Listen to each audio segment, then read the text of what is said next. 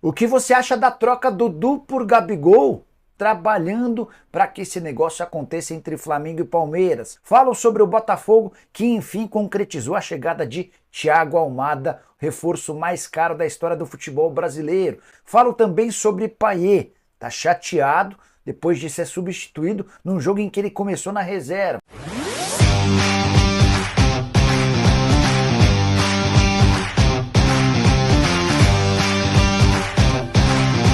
Bora falar agora sobre o Vasco da Gama, mais especificamente sobre Payet, que saiu chateado de São Januário. Vasco e Botafogo empataram por 1-1 na noite desse sábado. Botafogo sai na frente, o Vasco consegue o empate. E a chateação do Payet se dá porque ele sai do banco de reservas com 10 minutos de jogo. Já era programado que ele não iniciasse a partida por conta da questão física, mas ele foi substituído aos 14 minutos da etapa final e o Payet não fez questão nenhuma de esconder sua chateação, sua irritação. Ele vai para o banco de reservas, não cumprimenta ninguém, fica com uma cara extremamente brava. O meia francês que voltava depois de um longo período de recuperação física. Na entrevista pós-jogo, o Rafael Paiva, o técnico interino do Vasco, tentou minimizar essa situação, afirmando o seguinte, abre aspas, a ideia era o Payet entrar no segundo tempo. Acabou que a gente teve de colocá-lo antes e a gente não queria correr risco de perdê-lo em qualquer situação. Tínhamos uma minutagem interna que a gente já tinha programado, fecha aspas. Acho que é um episódio superável.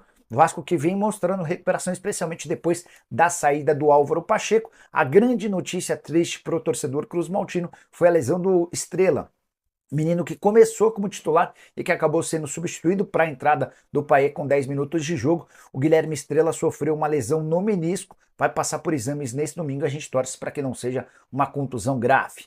Bora falar agora sobre o Botafogo. Além do empate contra o Vasco, a melhor notícia do final de semana veio do exterior. Botafogo e Atlanta United, enfim, chegaram a um acordo para a operação de venda de Thiago Almada. Meio atacante argentino, 23 anos de idade, esteve com a seleção argentina no título da Copa do Mundo do Catar. Quem está comprando o Almada é a Eagle Football, que é a empresa do John Textor, que administra 3 clubes, entre outros, administra mais, né?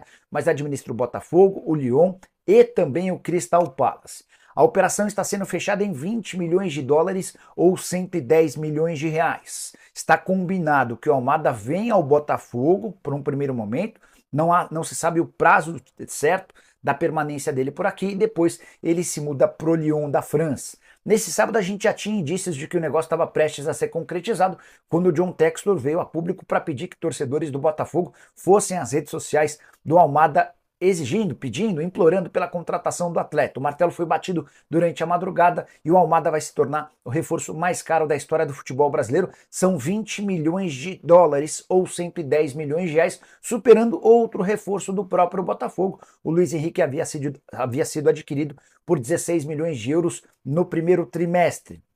Dessa maneira, o Botafogo passa a ter o primeiro e o segundo reforços mais caros da história do futebol brasileiro, ambos com passagem temporária no futebol nacional, mas certamente vão acrescentar demais ao Botafogo, que briga por títulos do Campeonato Nacional. E a pergunta que eu quero deixar para você é, com o Thiago Almada, dá para dizer que o Botafogo se torna favorito ao título do Brasileirão? Use o espaço para comentário e já deixa a sua opinião, beleza? Bora falar agora sobre a grande bomba do fim de semana. 2 fontes diferentes me asseguraram que Palmeiras e Flamengo conversam sobre a possibilidade de Dudu e Gabigol serem trocados.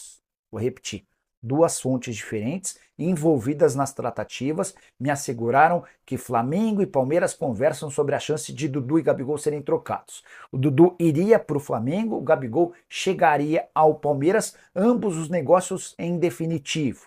E algo em comum nas 2 situações. O presidente Rodolfo Landim não conta mais com o Gabigol. Presidente Leila Pereira não conta mais com o Dudu. A operação é complexa e está mais para não sair do que para acontecer. Uma pessoa próxima ao Dudu, uma dessas que me confirmou que existem tratativas, afirmou que o Dudu colocou na cabeça que não sai do Palmeiras até o fim da temporada. Então hoje o Dudu, se mudar para o Flamengo, pode ser um empecilho para que essa troca aconteça. O Dudu tem na sua cabeça que se mudar para o Flamengo hoje seria abandonar de vez todo o carinho que ele conquistou dos torcedores palmeirenses. ficou com a imagem bastante arranhada depois daquele episódio com o Cruzeiro, e foi justamente naquele momento em que ele disse não para o Cruzeiro que começaram as tratativas entre Flamengo e Palmeiras para uma troca. Não sei se o Flamengo vai admitir publicamente essa história, assim como também negou no início do ano que tentou colocar o Gabigol no Corinthians. Na oportunidade, o negócio não aconteceu porque foi o Gabigol quem disse não para o Timão. Se não fosse por isso, e certamente o Gabigol teria virado reforço do Corinthians em janeiro. Há uma indisposição do presidente Rodolfo Landim, do Marcos Braz, do Bruno Spindel e em especial do Tite para com o Gabigol. Tanto que um dos tios do Gabigol foi a público nas redes sociais para detonar o Tite e dizendo que ele é o grande responsável pela ausência do Gabigol no futebol do Fla. Só para completar, vale a lembrança de que o Gabigol nem foi relacionado para a partida desse domingo contra o Cruzeiro. Foi uma decisão do departamento de futebol do Flamengo diante de toda a entrevista, depois da entrevista do Júnior Pedroso, representante do Gabigol, afirmando que o atleta está em busca de um novo clube e não vai ter seu contrato renovado no Fla. Só para completar toda essa confusão que eu estou contando para vocês, quero acrescentar uma outra informação.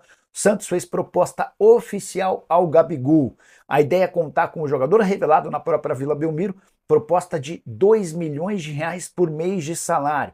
Esse valor equivale a mais ou menos um quarto da folha salarial do Peixe. O presidente Marcelo Teixeira entende que o Gabigol pode ser a ideia do presidente Marcelo Teixeira é transformar o Gabigol no grande rosto de um projeto de reformulação do Peixe.